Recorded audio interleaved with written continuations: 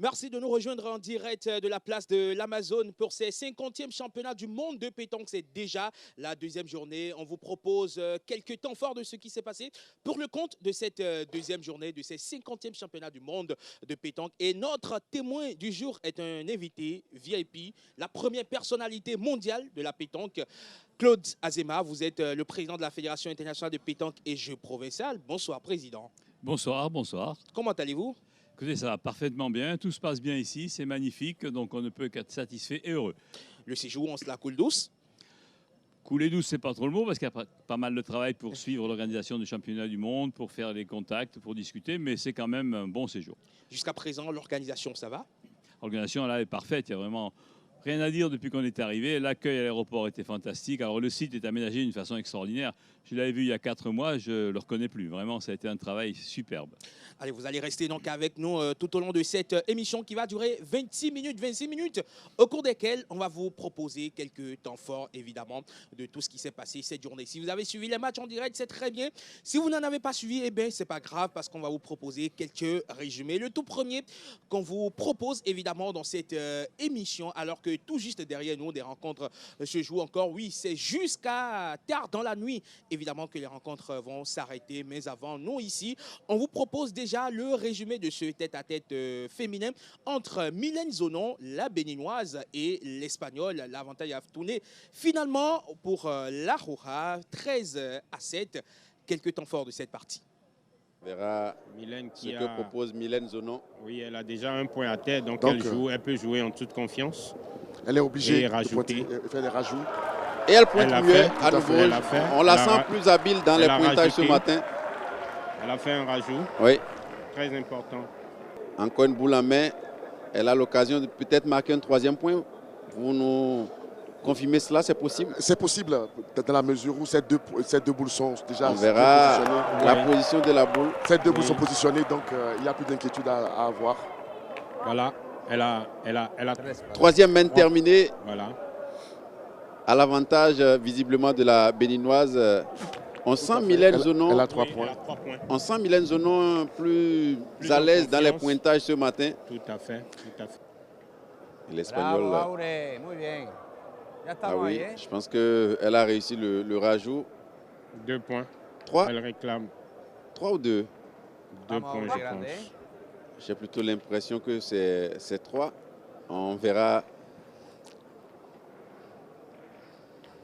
Elle se réveille, l'Espagnol.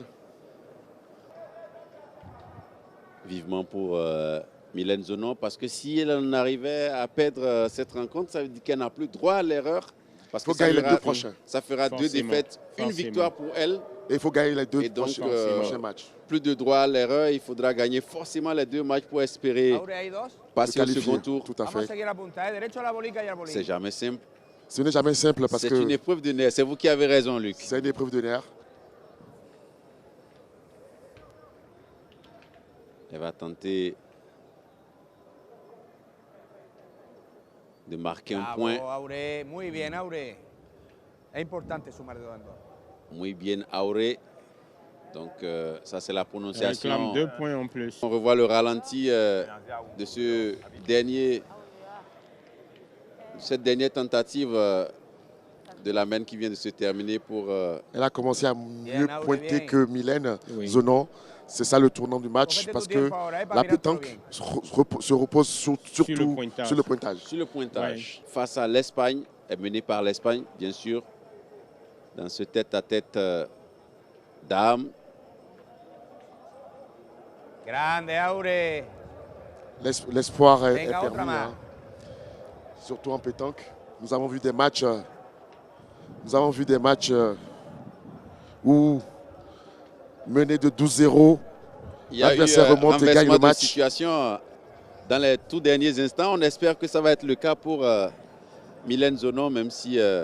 Qué grande eres, Aure, 3.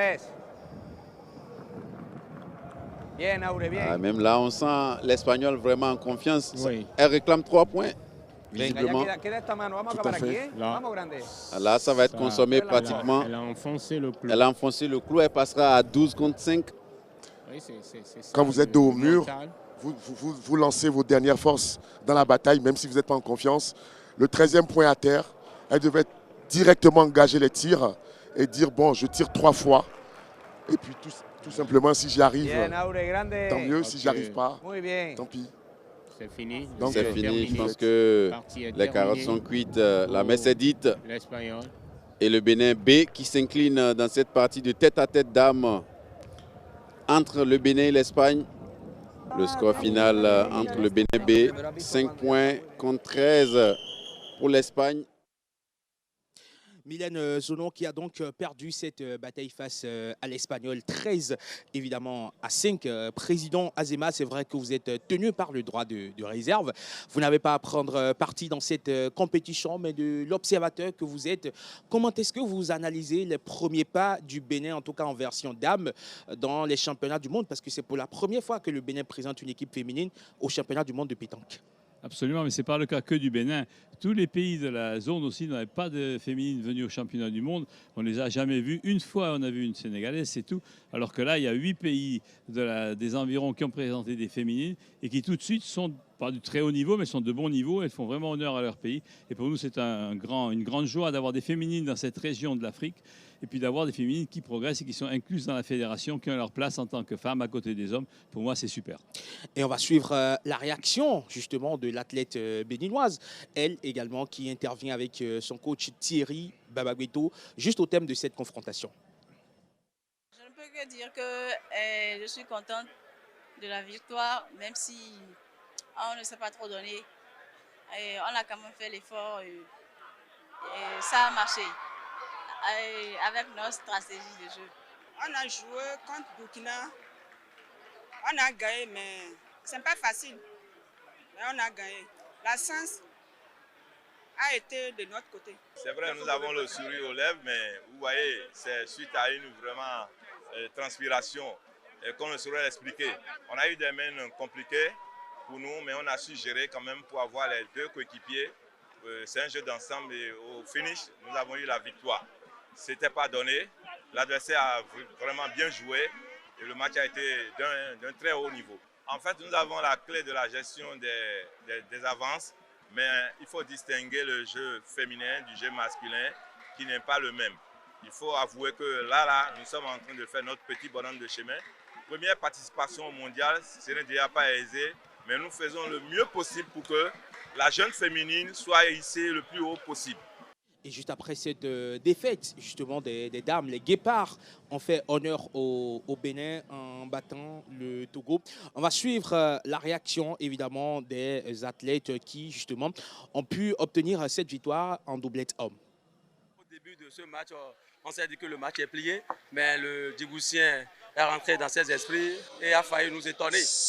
Malheureusement pour lui, il est en face d'un baobab. Le bétonnier béninois Marcel Biot qui a fini par le plier, qui a fini par le gagner à 13-11. Mais ça n'a pas été un match facile. Quand même, nous avons la victoire. C'est vrai que le match n'a pas été facile. Je menais largement au score 11-4 et il m'a rattrapé au score. C'est dans la dernière minute qu'il a pu gagner parce qu'il a tiré, il a caressé la boule. Ce qui a fait tout ceci, je peux dire qu'il a un peu la fatigue parce qu'à des moments donnés, je jouais, mais je n'arrivais pas à faire ce que je dois faire. Donc, il manquait un peu de chance parce que ce que je dois faire ne marchait pas. Mais bon, Dieu a resté à moi et il a pu gagner. J'ai perdu un tête-à-tête contre la France de Christophe Sario. Une bonne partie, mais j'ai perdu à la dernière minute où je n'ai pas été chanceux. Mais bon, ça va. 2 victoires sur 3, c'est déjà bon. Nous devons être tout en joie parce que cette victoire, ça n'a pas été du tout facile. Parce que dès le début, on a pris le jeu en main, mais l'adversaire nous a stoppé à un niveau donné et ils ont remonté. C'est vrai, on avait la peur, mais l'impossible n'est pas béninois. Et la dernière main nous a montré que notre robot international, il est capable de quelque chose. Et il est revenu dans le jeu avec 2 KO qui nous a accompagnés à gagner ce match. Claude Azema, vous connaissez forcément Marcel Biot, qui est quand même l'un des meilleurs tireurs au monde. Est-ce que vous avez pu le suivre un peu depuis le début de cette compétition? Oui, je l'ai même suivi de près. J'ai dû faire un très beau tête-à-tête contre un grand champion sénégalais, Ndiaye. Il a vraiment montré son talent. Moi, je l'ai découvert au championnat du monde qui ont eu lieu à Madagascar. Et c'était une équipe d'ailleurs du Bénin qui était formidable puisqu'elle a battu la France en demi-finale pour aller jusqu'en finale. Elle n'a pas pu gagner comme Madagascar, mais pour une première arrivée en force, c'était super. Et Marcel, je le vois jouer régulièrement. Il vient de temps en temps en France pour s'aguerrir, pour s'entraîner. C'est un garçon charmant, pas très causant, mais très adorable et très respectueux de tout le monde. Et l'équipe du Bénin en général, qu'est-ce que vous pensez? Il y a un autre Marcel Bétablé en l'occurrence qui est aujourd'hui perçu comme la valeur montante, l'étoile montante donc, de la pétanque béninoise. Alors, je les connais moins individuellement, mais en groupe, je vois qui ils sont. Je les ai vus jouer ici aussi bien les doublettes, les triplettes que le tête-à-tête. Ils ont la chance de bénéficier d'un ancien cadre qui travaillait en France dans le temps et qui a été un cadre de la pétanque Fédération française, qui est ici, Guy Tronou, et qui est un très bon conseil, très bon entraîneur et également très bon coach. Donc je pense que déjà avec ça et avec les autres coachs qui sont formés sur place, le Bénin a une belle carte à jouer dans ce championnat du monde. Et on va suivre à présent la réaction du togolaise. Il s'agit d'Emmanuel Ayanfodio. Évidemment, ils ont perdu devant l'éternel rival béninois. En fait, on avait vu tirer terminer, mais on n'a pas pu. Donc c'est le jeu quoi. Tout peut se passer à n'importe quel moment. Donc il va falloir qu'on se rachète pour les maintenant venus. Donc si je dis de l'espérance, c'est comme si on n'a pas été au niveau. C'est un coup de chance. Coup de chance, dit-il. Et dans cette même journée, le Bénin a battu donc, le Burkina Faso. Ce sont des victoires dans des derbies ouest-africains, Bénin-Togo, Bénin-Burkina Faso. Et on va suivre à présent Ouedraogo, qui faisait partie de cette équipe burkinabé qui a joué face au Bénin. Bien joué. Ils ont su profiter et la chance les a souri. Voilà, c'est ça qui a fait gagner leur match. Parce que nous aussi, on n'a pas profité. Quand on dit c'est léger, c'est léger. Ça peut réussir comme ça peut ne pas réussir. Donc aujourd'hui, ça n'a pas réussi, c'est ça. Sinon, ce n'est pas la concentration. On a fait 2 victoires et 1 défaite. C'est notre première défaite. Donc on est en train de revenir. Il y a notre 4e match qui est là. On va essayer de gagner pour remonter la pente. Guy Tronou, vous étiez en train d'en parler, Claude Azéba. On va suivre la réaction donc, du directeur technique national au terme ou à la mi-journée, parce que les rencontres se poursuivent toujours. Il analyse les résultats de ces équipes, de ces différentes équipes qui sont engagées dans cette compétition. On le suit, Guy Tronou. Pour le moment, on fait notre petit chemin et je pense que le chemin est assez vert pour nous. Nous allons continuer ainsi. L'essentiel, c'est de gagner. Et je crois que la prestation que les enfants là viennent de faire tout à l'heure m'a au moins satisfait. Il faut simplement dire que l'équipe est très jeune, l'équipe n'a pas d'expérience, l'équipe n'a jamais joué dans un championnat du monde. Et aujourd'hui, bon, nous voyons que ces féminines-là, elles sont en progression, mais elles ne sont pas encore au top. Mais nous faisons avec et je pense qu'elles feront des surprises, comme j'ai toujours dit. Mais c'est vrai qu'elles vont étonner, mais sachant que leur niveau aujourd'hui n'est pas le niveau mondial, mais nous sommes obligés quand même de faire avec elles parce qu'elles progressent. Et je crois que le travail va être encore plus rude pour qu'elles puissent avoir l'expérience des autres. On peut dire simplement que la performance de nos joueurs, de temps en temps, ça revient en dents de scie, mais je pense que le coach Thierry va pouvoir gérer ça et nous allons aller à la victoire.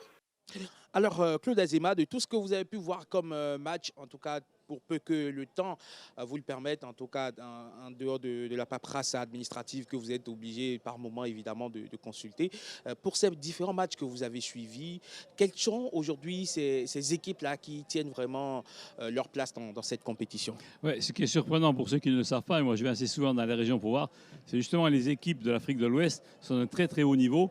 Malheureusement, dans les pays alentours, ils sont moins aidés par les gouvernements. Ils ne peuvent pas se déplacer, pas acquérir de l'expérience. Mais sinon, c'est la surprise de tous ceux qui ne les connaissent pas, les Asiatiques, les Américains, les Européens qui sont là. Ils sont étonnés par la qualité de ce jeu. Et je crois que ça va être la révélation de ce championnat du monde. Les principaux pays, sinon on les connaît, la Thaïlande, le Cambodge, la France. Mais je pense que ce sont les pays de l'Ouest qui vont vraiment, l'Ouest africain, qui vont vraiment marquer ces championnats du monde. Est-ce que vous pensez qu'un pays donc, de cette région du continent africain pourra se hisser dans le dernier carré de la compétition? Oh, je pense que oui. Et comme il y a plusieurs carrés, puisqu'on a 5 championnats du monde, 10 secondaires ici, et puis ce triplet, je pense qu'il y aura plusieurs équipes de l'Ouest africain qui seront dans le carré, et notamment le Bénin. En tout cas, on l'espère, et c'est ce qu'espère également le président de la Fédération béninoise de pétanque, Garba Yaya, que je vous propose de suivre à présent. Il faut dire que les enfants sont en train de nous honorer correctement. Là où nous avons perdu, c'est là où on n'avait pas trop d'ambition de médailles. parce que nous savons mesurer nos forces. Et il faut savoir raison garder par rapport aux ambitions. Donc nos filles sont en train d'apprendre. Même si elles perdent, on n'est pas fâché. C'est un apprentissage. Elles vont reporter leur victoire. Mais en ce qui concerne les hommes, la doublette homme, les mixtes, c'est des équipes sur lesquelles nous comptons beaucoup. Et elles sont en train de ne pas décevoir du tout. Donc je suis fier de ça, surtout pour mon public et pour mon peuple. Parce que tout le monde doit savoir que le chef de l'État veut révéler le Bénin par la pétanque. Et nous sommes sur la bonne voie jusque-là. Nous souhaitons, Inch'Allah, qu'on aille jusqu'au bout.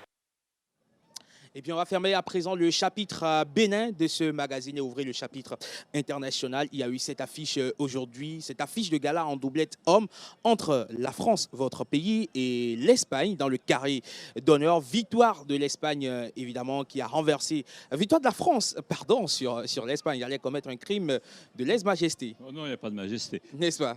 En tout cas, on sait que la France, c'est la capitale mondiale de la pétanque, notamment la Canebière, Marseille et tout ce qui va avec. Bien sûr, on va revivre les temps forts en 2 minutes de cette rencontre entre, évidemment, les Bleus, pétanqueurs et la Roja.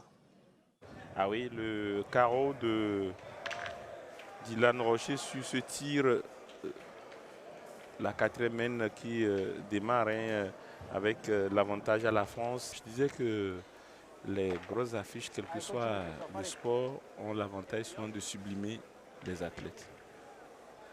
Et quand on parle de France-Espagne, forcément, c'est un derby. Un vrai classique du sport. Un classique du sport. Oui. L'expression la plus emblématique qui justifie ce que vous dites.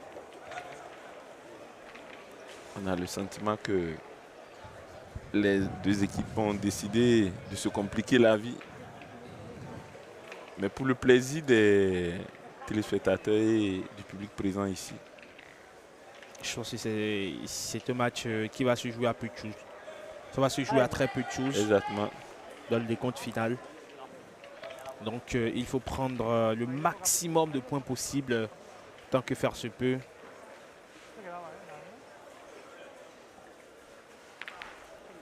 Bien, Dylan, franchement, sur cette main, il est en train de retrouver ses sensations. Il est vraiment plus qu'inspiré parce que ça fait 2 tirs impeccablement réussis. Dylan Rocher qui manque son tir alors que le bras était bien tendu, le poignet bien huilé. Allez, fais l'effort. Allez, juste après la fin de la partie, eh bien, les arbitres ont enlevé le score parce que il faut passer à une autre étape. Donc, bonne nouvelle, l'équipe doublette mixte, la première équipe doublette mixte du Bénin qui poursuit son sans faute après la Fanny hier face à l'Écosse. Ce matin, c'est une autre victoire face à l'Allemagne. Bonne nouvelle pour le Bénin. Deux boules, Dylan Rocher et aussi Christophe Sario. Oui. Et Dylan Rocher qui va dégager et il réussit à dégager. Il réussit à dégager. Je pense que la partie est terminée. La partie est terminée. Dylan Rocher et Christophe Sario, Claude Azema qui ont pu battre l'équipe d'Espagne. C'était un match très intéressant. J'espère que vous avez pu suivre. Ah ben absolument, très intéressant. L'Espagne a un peu pris les devants, mais ils ont un peu flanché sur la fin. Et Dylan, qui est un garçon très expérimenté au-delà de toutes ses autres qualités, en a profité et a su faire le bon choix au bon moment. On a vu un Dylan Rocher qui a quand même manqué pas mal de gestes techniques aujourd'hui. Il y a eu Christophe Sario qui a vraiment montré qu'il pouvait être le partenaire sur lequel son compatriote pouvait compter. Ah oui, ce sont deux joueurs extraordinaires, ça c'est certain.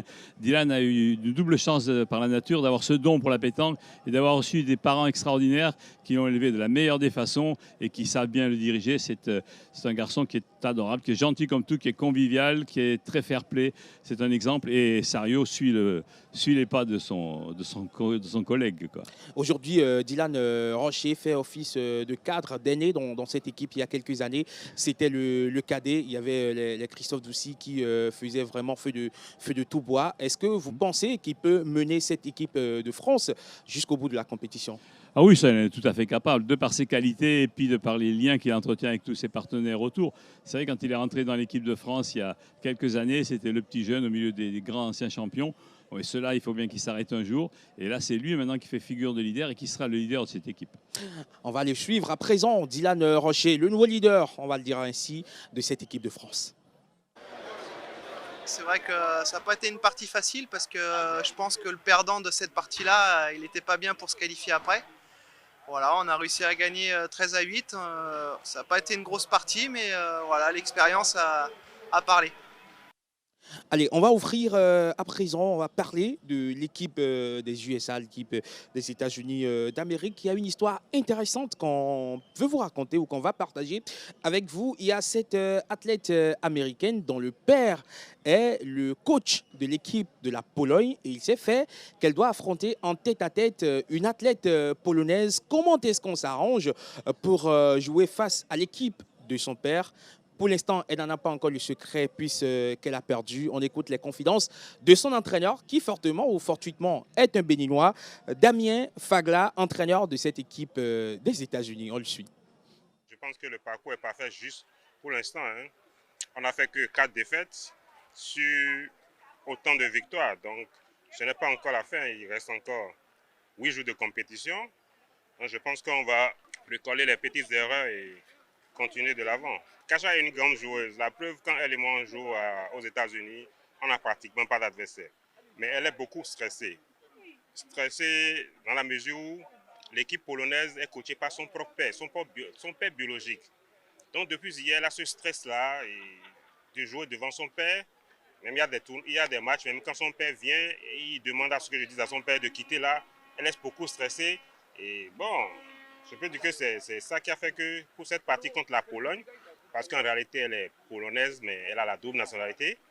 Donc, et son père coach la Pologne. Donc, pour ce match opposé à son père, elle était très stressée. Je lui ai dit, mais hier, par exemple, elle a déjà perdu face à son père. Je lui ai dit, mais aujourd'hui, prends ta revanche. Donc, elle a tellement voulu bien faire qu'elle s'est encore coulée, je vais le dire. Parce que je dis que c'était pire par rapport à hier. Claude Azema, une américano-polonaise entraînée par un Béninois et dont le père entraîne l'équipe de la Pologne. Franchement, ce sont des histoires comme ça qui se retrouvent sur les championnats du monde de pétanque. Absolument. Ce qui vaut l'universalité de la pétanque et le lien qu'elle peut rassembler entre les gens, entre les peuples. C'était ce que disait Marcel Pagnol comme définition. C'est ce sport qui travaille à travers le temps à réunir les gens, les peuples ensemble. Donc c'est un cas, je connais bien la famille Schlich, parce que je suis allé plusieurs fois en Pologne pour faire des formations, et c'est une famille très impliquée dans la pétanque, très mordue dans la pétanque, et le fait que la fille dans ce pays fait aussi parler de pétanque, aimer la pétanque avant, c'est super, parce qu'aux États-Unis c'est très difficile.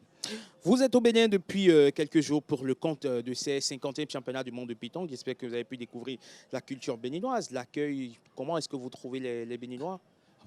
Moi, je les trouve très charmants et adorables parce que même si je suis là que depuis 2 jours, c'est la 10e fois que je viens au Bénin. Je suis venu d'abord pour faire de la formation, ensuite pour prendre contact avec le président de la CASB, M. Ibrahima Idrissou. On a travaillé ensemble. J'ai rencontré un peu tous les élus, notamment le ministre des Sports qui a fait un travail formidable pour promouvoir la pétanque. J'ai appris, j'ai suivi les efforts que fait votre président de la République, Patrice Talon, qui est venu là par surprise. C'est extraordinaire, on n'aura jamais ça en France, je n'y crois pas une seule seconde. Et puis les gens sont tous prêts à servir, tous prêts à apprendre, tous prêts à suivre, à former. C'est vraiment, moi je trouve ça extraordinaire. Et l'ambiance n'est jamais bien loin des Béninois, ils mettent vraiment le feu, ils mettent l'ambiance. Et ça a conquis tout le monde, cette façon de faire. On va voir quelques séquences pêle-mêle rassemblées pour vous.